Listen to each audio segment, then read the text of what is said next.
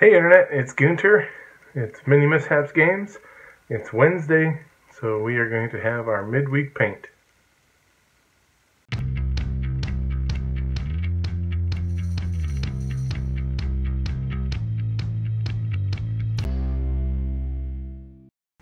Today on midweek paint, we are going to be painting up some of the villains, and we're going to be using that as a template for showing you how we do our base coats and our washing to get the colors and the effects that we want here.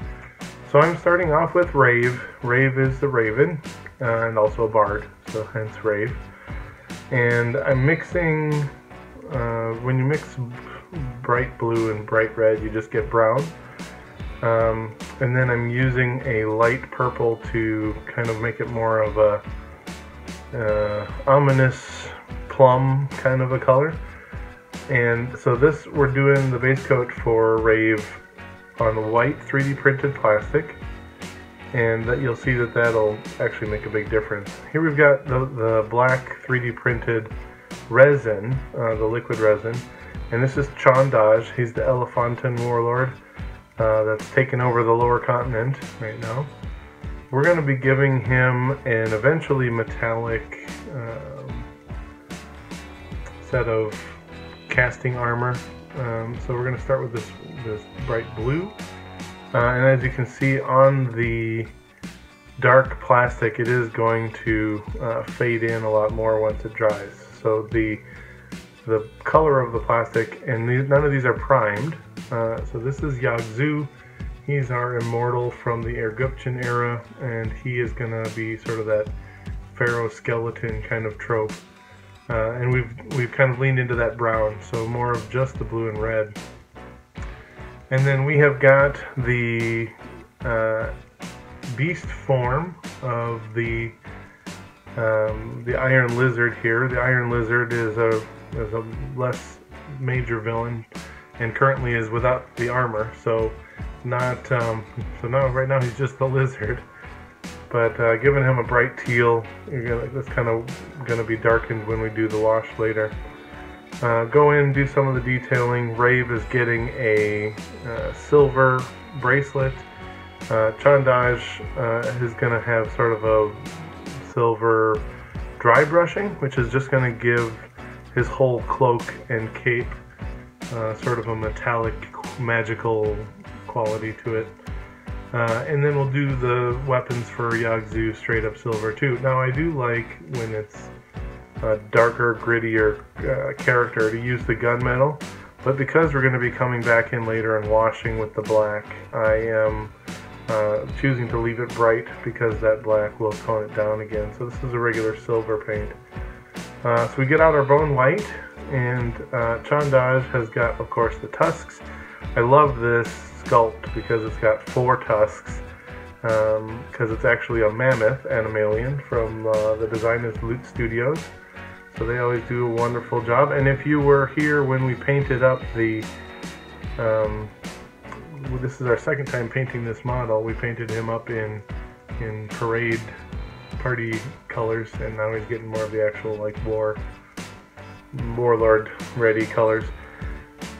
Yag Zhu is tricky. The bone here is sunk in. This is made with Hero Forge, so there's a lot of hard to reach areas on Yag Zhu to get the bone to lie right. I like on Hero Forge that you can move the models, but sometimes if you're designing something cool that you've trapped yourself into, hard to paint. So Chandage here getting, we went with a gray as for more of an elephantan than the actual mammoth, but there are actually fur lines built into the sculpt, so those will pop back out once we do the black wash at the end here.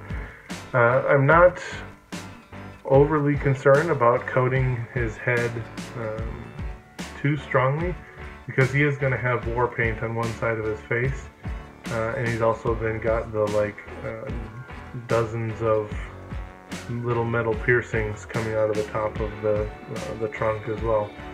But yeah, he's really an exercise in difficult places as well. All of our models really here, giving us kind of some practice on our smaller details and harder to reach brush areas.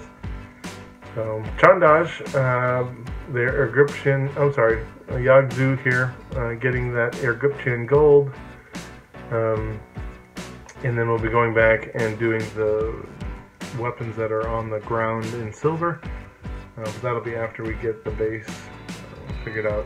So he's doing the gold chestplate, gold headdress, gold snake's charmer staff there, drawn little bits from lots of different sources. You guys know I love Disney movies and Aladdin, so that's the Jafar staff there. Alright, so we are moving on to the washes. We've got just a dark green here for the lizard, and this is especially neat because it's printed on the white plastic, and at least for lizards, the wash soaks down into the layers and gives you that sort of scaly look when it sets into the layers, especially just at the base of that ridge on the back. I may go in and decide to add some more brights and give it that poisonous frog touch, but I don't know yet if I'm going to be doing that. So Chondaj, get the base all black. He's on our thermoset plastic base, which if you've been in videos with me before, you know is hard to get to stay black with the dollar store black paint. Most of the paints that I use are game color. The set was a gift, but we go through so much black that I got a tube from the dollar store for the black bases and the black washes. So getting that log under the lizard, nice brown, and that also has just awesome. I'll look for the company that did these bases. They're variety of settings. They just had a Kickstarter. I'll try and put that link in the description. But this one that he's on is a big log, so the black wash will pull out that detail on the log as well when we get there. So we're going back in with the black for the base of the lizard. And so currently in the story you have Chon Daj, who is taking over the lower continent. You have Yag Zhu, who is assumed to be dead and hiding in the wings still. You have got Rave, who traveled to become part of Chandaj's group there.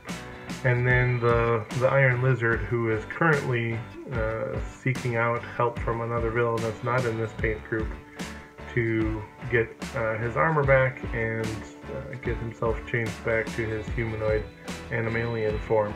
So there you can see we've given Yag Zhu a kind of desert base with the desert yellow there. And we'll come back and add that black in around the rim of his base as well. And so as I get these guys wrapped up and ready for the spinner, I want to take a second to thank everybody, all of you guys out there, for supporting the GetherVerse, supporting MiniMishaps. If you like the work that we're doing, you can support us on like and subscribe here on YouTube. You can support us on Patreon or buy me a coffee. And actually, pertinent to these guys will all eventually be part of a villain codex on DriveThruRPG. So we do have several role-playing resources on DriveThruRPG, and you'll be able to find the villains along with the other codexes that are on there coming soon. So thank you so much for watching, and here they are on the spinner, and we'll see you guys in the next video. Thanks, Internet.